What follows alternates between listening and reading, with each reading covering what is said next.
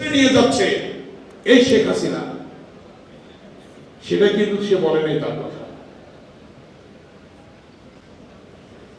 এই শহীদউদ্দিন চৌধুরী এনি দুজনই ছাত্রদলের সভাপতি ছিল, সেক্রেটারি ছিল।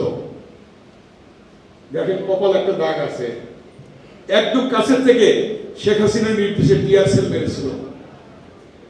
বাঁচবে কি বাঁচবে না জানি না।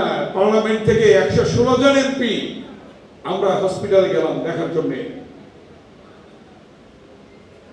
তাকেও কিন্তু আজকে আল্লাহ তাআলা বাঁচিয়ে রেখেছে। বিএনপির যুগ্ম মহাসচিব, কপালে তিলক, হাসিনার তিলক।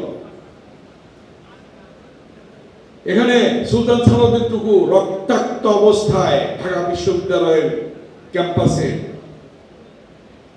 তাকে নিয়ে যাওয়া হয়েছিল হসপিটালে।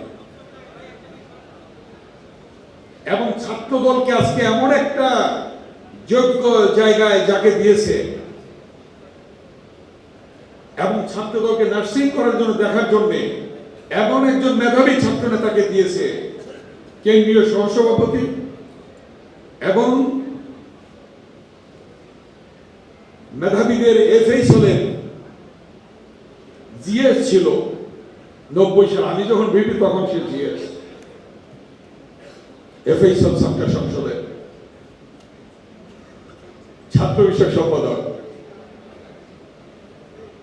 জনাব রাকিবুল ইসলাম বকুল, এবং সাধারণ সম্পাদক। সে যখন আমাকে এই প্রোগ্রামটির কথা বললো, সভাপতি সেক্রেটারি, আমি সত্যি নিজেকে মানে সামলাতে পারছিলাম না, বলতে পারছিলাম না যে এই ধরনের প্রোগ্রাম ছাত্রদল এভাবে নিয়েছে। নাসির উদ্দিন নাসির, আরো অনেক ছাত্র নেতারা এখানে উপস্থিত আছে, এখানে ঢাকা বিশ্ববিদ্যালয় এবং কেন্দ্রীয় ছাত্র নেতৃবৃন্দ, প্রতিযোগীরা আছেন, অনেক শ্রদ্ধেয় শিক্ষক আছেন এখানে, প্রিয় সাংবাদিক বন্ধুরা আছেন।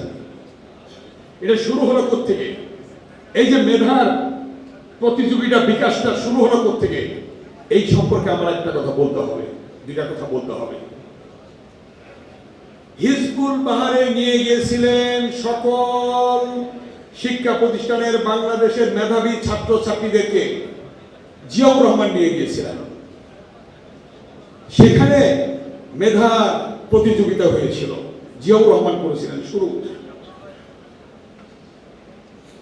এর পরবর্তীতে আমি দেখেছি, আমি যখন এমপি, আমি যখন মন্ত্রী, বিএনপির চেয়ারপারসন, 3 বারের প্রধানমন্ত্রী দেশনেত্রী বেগম খালেদা জিয়া বাংলাদেশের সকল বোর্ডের যিনি ফার্স্ট হয়েছে, সেকেন্ড হয়েছে, থার্ড হয়েছে, তাদেরকে বিদেশে সাথে করে নিয়ে যেতেন, জাতিসংঘের অধিবেশনে নিয়ে যেতেন। সকল বোর্ডের ছাত্রছাত্রীরা দেখতো যে ফার্স্ট হলে, সেকেন্ড হলে, থার্ড হলে প্রধানমন্ত্রীর সাথে যাওয়া যায়। এটা কিন্তু শুরু করেছিলেন দেশনেত্রী বেগম খালেদা জিয়া।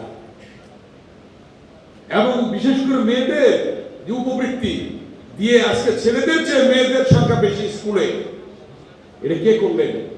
নারীদের মূল্যায়ন বেগম খালেদা জিয়া। মহিলা বিষয়ক মন্ত্রণালয় খুললেন বেগম খালেদা জিয়া। কোন কাজটা বিএনপি করে নাই? আজকে বিএনপির ভারপ্রাপ্ত চেয়ারম্যান দেশনায়ক তারেক রহমান সুদূর প্রসারী চিন্তা ভাবনার যে বহিঃপ্রকাশ, তার মধ্য থেকে এই যে মেধার প্রতিযোগিতার গাইডলাইন, নির্দেশদাতা, ছাত্রদলের সাংগঠনিক অভিভাবক জনাব তারেক রহমান। দেখুন আজকে কিভাবে পর্যায়ক্রমে চলছে।